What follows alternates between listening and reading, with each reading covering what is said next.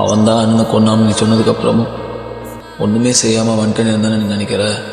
அந்த பையில கொன்று தின்னு ஜமிச்சிருப்பேன். கோவப்பட்டு என் வாழ்க்கையில் நான் இழக்கக்கூடாதெல்லாம் இழந்திருக்கேன்.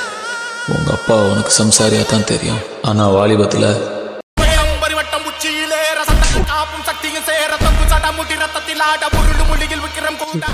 தூக்கி போட்டுருவாங்க.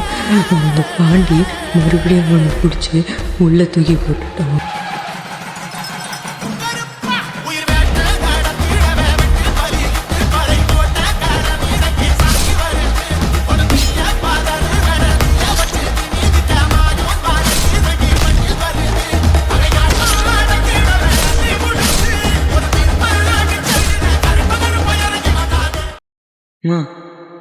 என்னம்மா இப்படி இருக்காரு?